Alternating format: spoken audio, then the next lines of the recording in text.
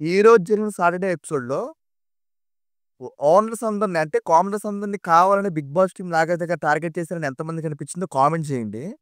That 'Ritu చౌదరిని' మరి ఎక్కువగా target చేశారా? ఈ ఎపిసోడ్ అంటే ఈరోజు సాటర్‌డే ఎపిసోడ్ మొత్తం ఎక్కువ 'రీతూ చౌదరినే' చుట్టూ తిరిగిందా? అని ఎంతమందికి అనిపించిందో అది కూడా కామెంట్ చేయండి. నాకు అనిపించింది చెప్తాను. ఇవాళ అనాలిసిస్ ఇంట్రెస్టింగ్‌గా ఉంటది. సో, మొత్తం వీడియో మొత్తం చూడండి. 'రీతూ చౌదరిని', 'డెమాన్ పవన్‌ని' మొత్తం టార్గెట్ చేశారని ఎంతమందికి అనిపించింది కూడా కామెంట్ చేయండి. ఒక 'హరీష్' గారిని తప్ప మిగతా అందరికి రెడ్ వైన్ పూసారనమాట. ఓన్లీ కామనర్స్ మొత్తంలో 'హరీష్' గారిని తప్ప మిగతా అందరికి రెడ్ పాయింట్ అందరికి పడ్డాయి. 'డెమాన్ పవన్' విషయంలో కూడా పెద్ద బ్రేక్ పడింది ఇవాళ. కెప్టెన్సీ రీవోక్ చేశారన్నమాట. కెప్టెన్సీ తనకి లేదు. మళ్ళీ కెప్టెన్సీ టాస్క్ పెడతారు. మళ్ళీ ఎవరైతే నలుగురు లాస్ట్ 4 మెంబర్స్ ఉన్నారో, ఆ 4 మెంబర్స్‌కి పెడతారని చెప్పారు. మనకు తెలిసింది ఆల్రెడీ మనీష్ గారు ఔట్ అయిపోయారు. లేరు కదా గేమ్. ఎలిమినేట్ అయిపోయారు కాబట్టి మనీష్ గారు లేకుండా వాళ్ళ ముగ్గురికే పెడతారేమో. సో, చూడాలది. అది సండే పెడతారా? లేకపోతే మండే ఎపిసోడ్‌లో ఉంటదా అనేది చూద్దాము. సో, ప్రెజెంట్ ఇప్పటికైతే 'డెమాన్ పవన్‌కి' కెప్టెన్సీ లేదు. రివోక్ చేసేసారు. అది తీసేసి ఎళ్లి స్టోర్ రూమ్‌లో పెట్టమన్నారు బ్యాడ్జ్‌ని. 'హరీష్' గారికి కూడా మంచి ఎపిసోడ్ పడిందండి. మంచి ఎమోషనల్ ఎలివేషన్ ఒకటుంది. సో, అది కూడా క్లియర్‌గా ఎక్స్‌ప్లెయిన్ చేస్తాను. అది ఎందుకు 'హరీష్' గారికే ప్రత్యేకంగా ఎందుకేశారు? అది ఎందుకు చూపిచ్చారు మనకని చెప్పి, అది కూడా మీకు క్లియర్‌గా ఎక్స్‌ప్లెయిన్ చేస్తా ఈ వీడియోలో. సో, ఫస్ట్ మనం 'రీతూ చౌదరి' గారి విషయం చూస్తే, మొన్న తను చేసిన దానికి ఇవాళ నాగార్జున గారు ఇచ్చారు.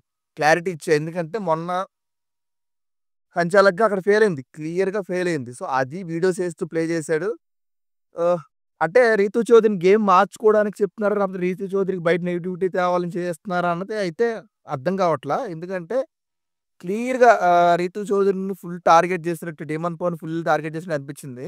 ఎందుకంటే వాళ్ళ లవ్ ట్రాక్ అది నెగెటివ్‌గా రన్ అవుతుందా బయట అన్న పాయింట్‌లో తను అర్థం చేసుకుంటది. 'డెమాన్ పవన్' అర్థం చేసుకోవాలి. 'రీతూ చౌదరి' కూడా అర్థం చేసుకోవాలన్న పాయింట్‌లోనే 'బిగ్ బాస్' టీమ్ నాగార్జున గారు ఇట్లా ప్లాన్ చేసి ఇట్లాగా వీడియోస్ ప్లే చేసి మరి ఇట్లా చేశారా అనిపిస్తుంది. ఎందుకంటే ఆ వీడియోస్‌లో చాక్లేట్ ఇస్తున్నట్టు వీడియో అది మనం చూసాం కదా ఎపిసోడ్‌లో. సైలెంట్‌గా వచ్చి తనుజ తనుజ కాదు. మా సంజన గారి దగ్గర చాక్లేట్ తీసుకొని వచ్చి సైలెంట్‌గా ఇస్తా ఉంటాడు.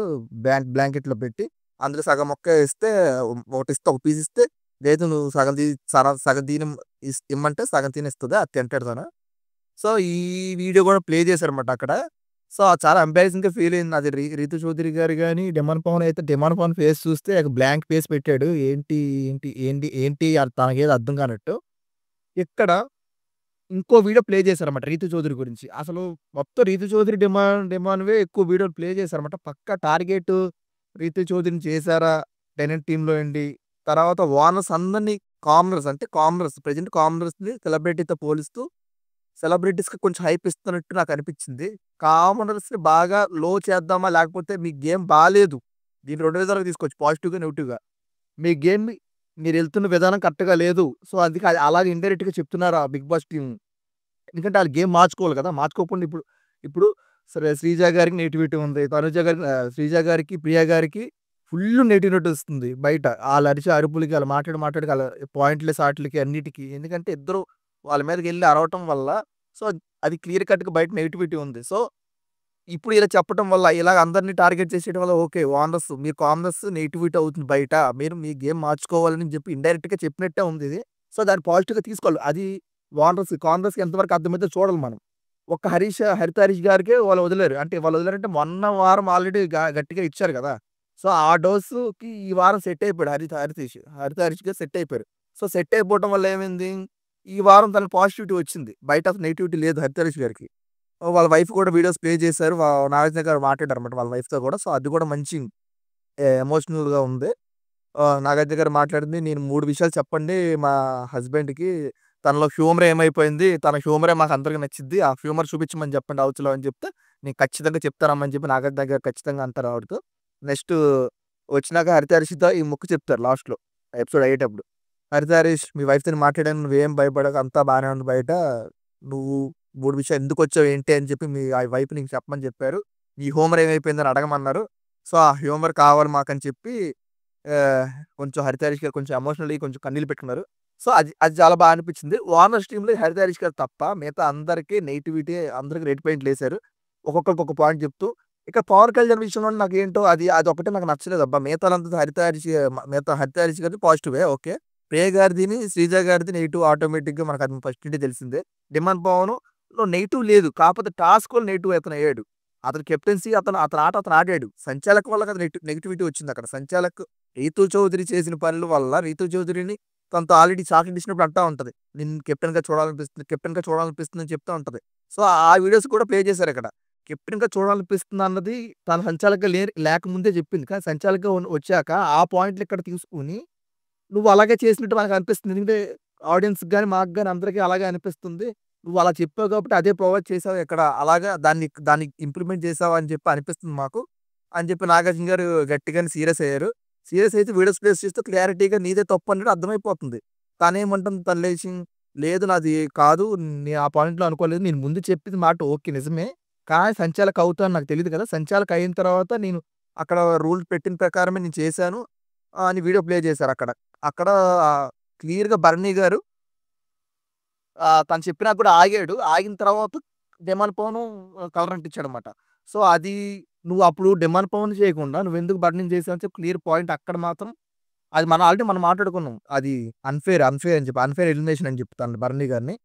సో, ఈ అందుకే ఈ కెప్టెన్సీ టాస్క్‌ని కెప్టెన్సీని రద్దు చేస్తూ, రివోక్ చేస్తూ మళ్ళీ కెప్టెన్సీ టాస్క్ మళ్ళీ పెట్టాలి. ఎవరైతే కంటెండర్స్ ఉన్నారో 4 మెంబర్స్ వాళ్ళకి పెడతారు. కాకపోతే మన మనీష్ గారు ఉండరు కాబట్టి 3 మెంబర్స్‌కే పెడతారా? లేకపోతే ఏంటి అనేది మనం చూడాలి. రివోక్ అయితే చేసేసారు. కెప్టెన్ అయితే లేడు యాస్ ఆఫ్ నౌ. ఓకే. అక్కడ రీతూ చౌదరి అయిపోయింది.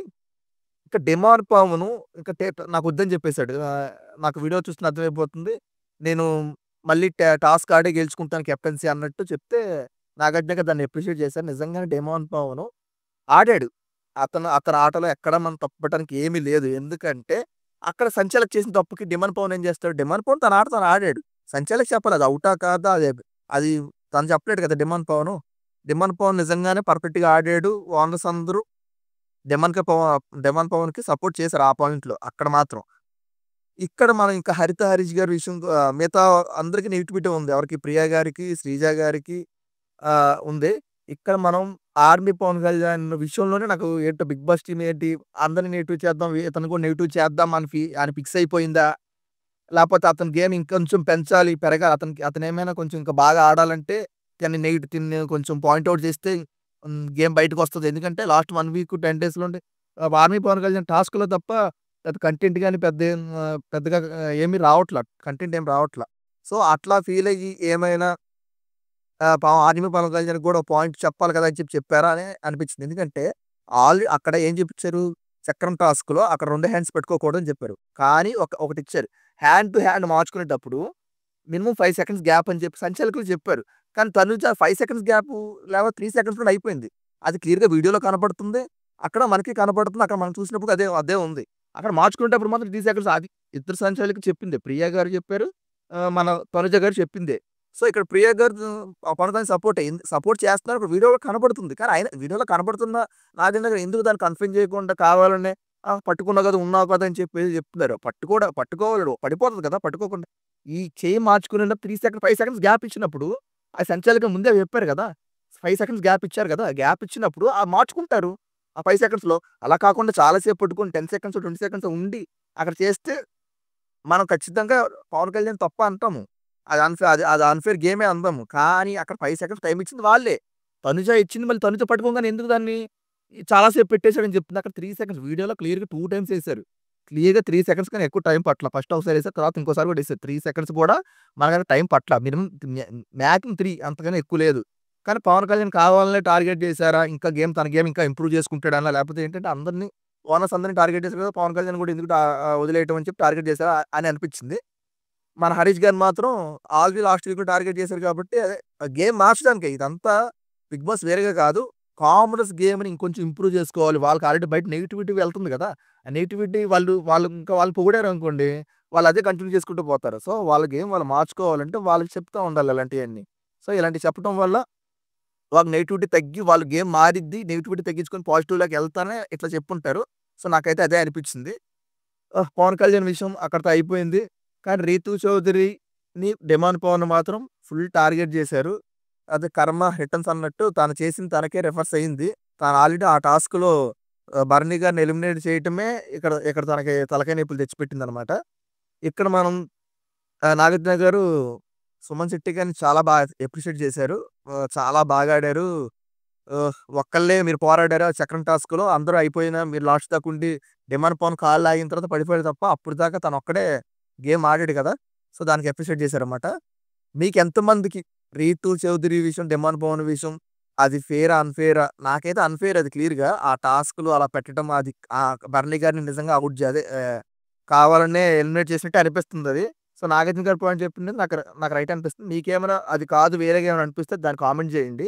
పవన్ కళ్యాణ్ విషయం మాత్రం, ఆర్మీ పవన్ కళ్యాణ్ విషయం మాత్రం నాకు నచ్చలేదబ్బా నిజంగానే. ఎందుకంటే వాళ్ళిచ్చిందే వాళ్ళు మళ్ళీ క్రాస్ చేశారు. తనుజ క్రాస్ చేసింది. సో, దానికి నాగార్జున గారు సపోర్ట్ ఎందుకు చేశారో నాకైతే అర్థం కాలా. మీకు అది దాంట్లో ఫెయిరా? అన్‌ఫెయిరా? అనేది మీకేమనిపించిందో కామెంట్ చేయండి. యాస్ ఆఫ్ నౌ ఇంతే. సండే ఎపిసోడ్ కూడా చేస్తాను. తర్వాత చిన్న చిన్న షార్ట్ ఫిట్స్ కూడా వస్తాయి. సో, చూడండి. Love you all.